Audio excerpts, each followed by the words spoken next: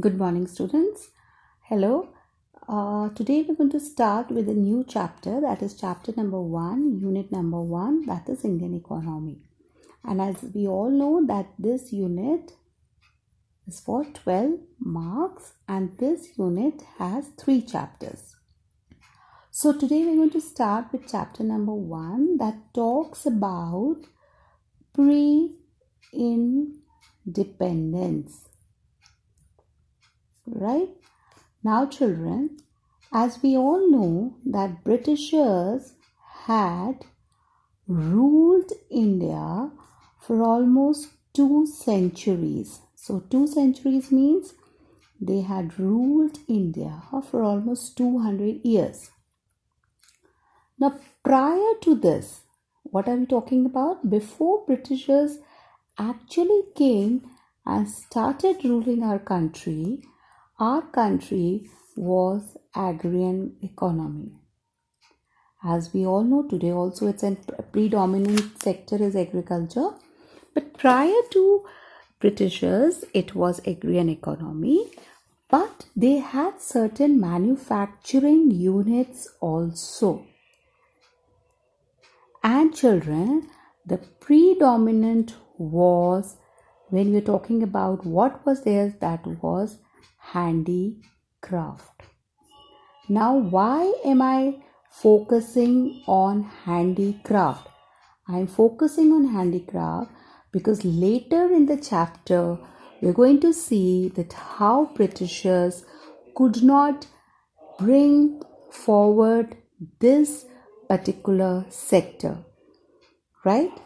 Now, children, when Britishers came to India, their main objective was what? Protection and promotion. Now, the point is protection and promotion of what?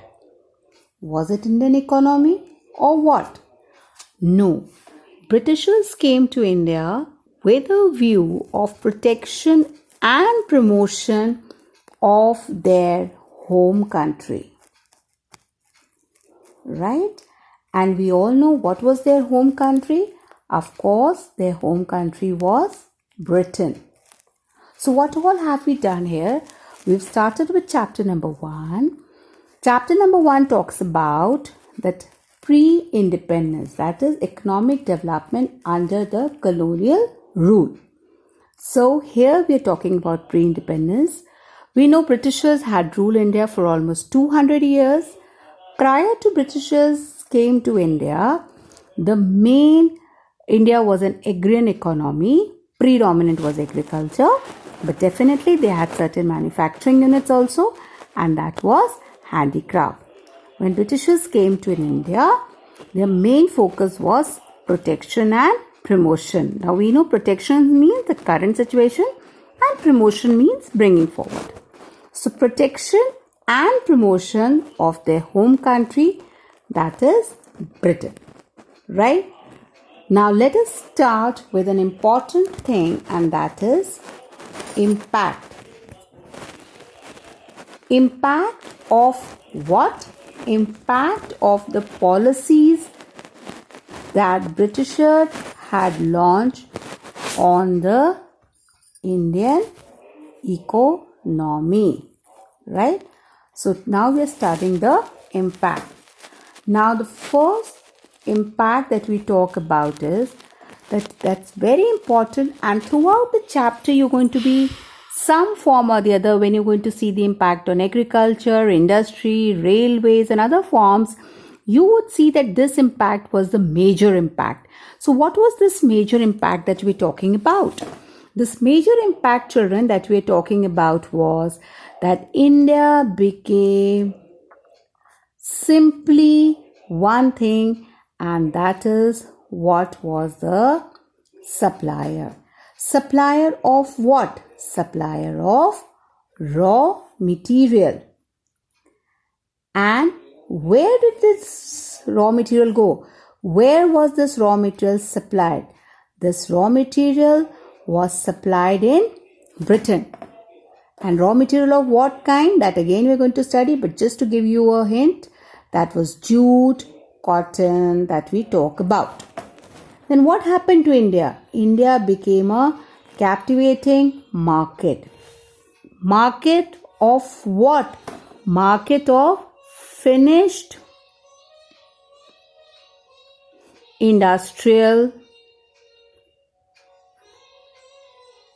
goods. And where were these goods produced?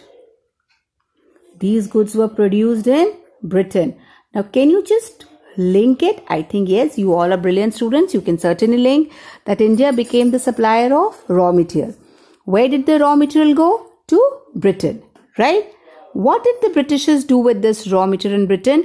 They converted this raw material into finished goods, right? These goods were produced in industries, and then those goods came back to India, and India was just a mere user of this finished goods, right? Now children, continuing the second aspect. This second aspect is related to the first aspect. That is protection and promotion. So what were the Britishers doing that we started with? They were protecting and promoting their home country.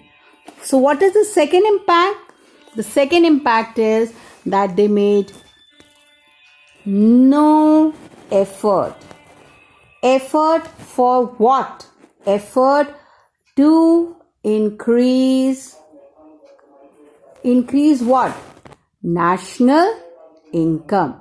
They made no effort to increase the national income. National income of which country? Of course, we are more concerned about our own country and we are studying Indian economy. So, India. So, they made no effort to increase. And when you are talking about children, something has to be increased. How will it increase? When you measure. Getting my point or not? Like you will say, ma'am, please, you ask a milkman to increase the supply of milk. You should know what you are supplying. So increase means they were doing nothing to increase the national income and there was no way to measure. This is very important. And children, as you know that there is a change in the pattern in the question paper of CBSE. This is a little rough that I talk about. We know that we have 21 markers questions. So, when you talk about 1 markers, these little things become very important. So, they were talking about that they had no effort to increase the national income and they did nothing to measure the national income. But then what happened is there were certain economics who came forward and started measuring the national income. They started measuring the national income and we know a few of them. Again, for 1 mark question that we're talking about was Dadabhai Naoroji, right? And again, children, you can get these questions in 1 mark questions. So the first that we talk about is Dadabhai Naoroji. Then we talk about Findlay, Findlay, Findlay, Shiraz. And then we talk about V.K.R.V.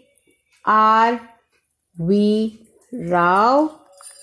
And we talk about R.C. Desai. These names are very important for 1 marker questions. Clear? They're very important for 1 mark question. So there were certain economics who came forward and tried to measure the national income.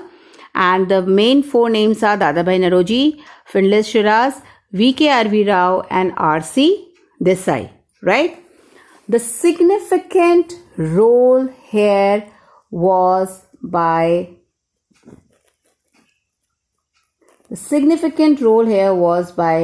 V.K.R.V. Rao. He made a very significant role and what he did is he said that 20th century, the first half of the 20th century, when we're talking about first half of 20th century, he said that growth rate of real GDP was, sorry children, single S, was less than 2% per annum, right? So that we talk about that growth rate of real GDP was less than, what are we talking about? Was less than 2% per annum. Okay? And then he said that per capita real GDP was about 0.5% per annum. So what are we talking about? They said growth rate of real GDP was less than 2% and per capita real GDP was about 0.5%. Children, why we are focusing on this? Because repeatedly I am telling you that 1 mark questions is giving enough scope for us to read each and every line, comprehend it, enhance our knowledge. So we should be very thankful to CBSE for incorporating this 1 mark question, because I as a teacher personally feel that yes, they are doing a good job and it's giving a chance or opportunity to the students to minutely go in details in depth, right? So this is the first part that we have done. I'm just repeating. We started with pre-independence. We said that Britishers had ruled for 2 years. Prior to Britishers came, India was an agrarian economy, but we were also into manufacturing. We manufactured handicraft, but the main role of Britishers was protection and promotion. Protection and promotion of their home country, that is Britain. We talk about the impact of policies on the Indian economy, and these impact is very important. The first impact was that India was merely a supplier of raw material. Where did these raw material go? These raw material had gone to Britain. And then what was done there? That these raw materials were used to produce the finished goods. These goods were produced in industries. And then India became a market for these finished goods. And these goods were produced in Britain. Right? We're going to study in depth each and every. This is just a brief of this. And then we said that no efforts was done to increase or measure the national income. Many Indian economies, they came forward to measure it, and we've named a few. And in this, the significant role was played by V.K.R.V. Rao sir. And he said that in the first half of 20th century, the growth rate of real GDP was less than 2%, and the per capita real GDP was about 0.5%. Right? Now, children, we're going to study separately in each sector. I am breaking this lesson here so that you go in depth and then read just starting the base, and then in my second video you would see about agriculture and industrial. I will make an effort to study two sectors simultaneously. I hope you like this particular video. Children, no teacher can deliver if the students do not understand. Students do not have queries.